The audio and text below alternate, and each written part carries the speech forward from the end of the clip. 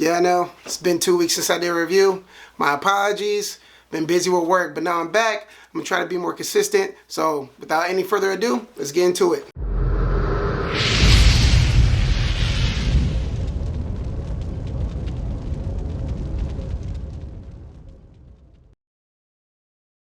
Welcome back, Midnight Society. It's your boy, the Movie Nerd, here with the movie review for The Photograph. So, The Photograph stars Issa Rae and Lakeith Stanfield and is directed by Stella Meggy. I hope I'm saying that right. Maybe it's Meggy, but we're going to go with Meggy. So, pretty much The Photograph follows Issa Rae after she gets a letter from her mother that's recently passed away. And the letter gives another story, so it's two stories in one here. So, you have one story that follows Shantae Adams, who plays Issa Rae's mother, but she's younger, and how she's going through a difficult love life as well, and her growing with her own boyfriend, having troubles with her mom, and trying to figure out what she wants to do with her career. And the second story follows Issa Rae and Lakeith Stanfield. Lakeith Stanfield's a reporter and goes on this story where he gets a picture of Issa Rae's mother and it leads him to her, and then in the journey of their awkward relationship. This movie didn't only just have a great score, it also had a great soundtrack. It was pretty much like the music in this movie had its own story to it. Whatever was going on in the movie on both ends, story 1 and story 2, it had this background music that kind of led it as it went. The story moves with each character, with each scene. It's like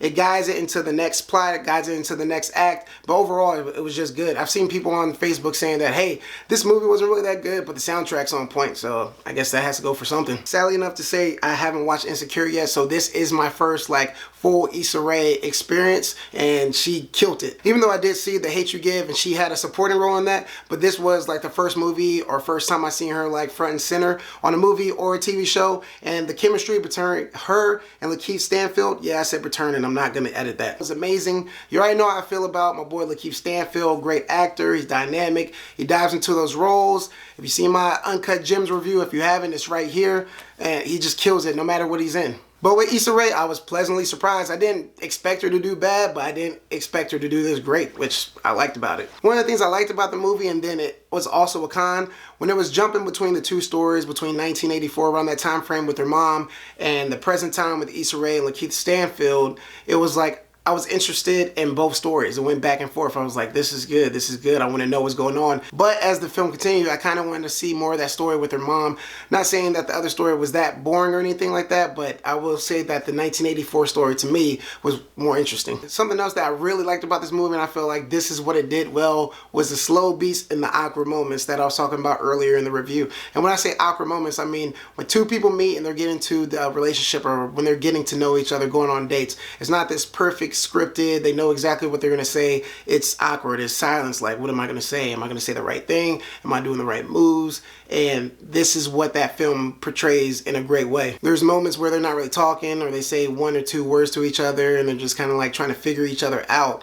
And that pretty much guides this movie the entire time with the two of them. The only thing about doing those awkward moments and those slow beats and having that guide you throughout the movie is that you start to get bored. You want more. You want a little bit of confrontation. You want that up and down. You want that roller coaster. But that doesn't really happen in this movie. Not saying that I wanted trauma or anything that was ridiculously unneeded, but just something to help guide it along or push it to get you, more aware. And that's the thing about this movie. That awkward chemistry is there, but it never grows into anything. You're waiting for that moment where it's like, oh, now it's something different. Now they're in a full-blown relationship. Now they're in love or something that you're kind of grow with, but it doesn't. It stays in that flat line pace and it remains there the entire movie. Also, I think they try to put a twist in the movie. It might not have been, but it kind of seemed like it because they don't tell you what it is in the beginning and they tell you at the end. And in the moment in the movie theater, there's some people I can't believe it, but me and my wife are like, yeah, that was obvious. Who couldn't have guessed that. Definitely gotta give a shout out to Rel Howery. He brought the laughter to the film for it to be kind of mellow the entire movie.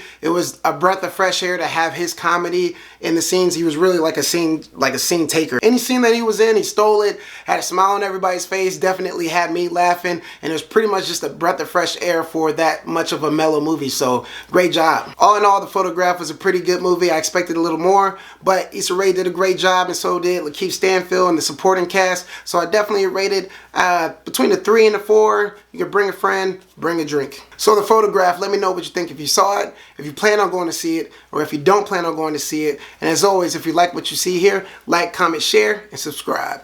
And as always, it's submitted for the approval of the Midnight Society.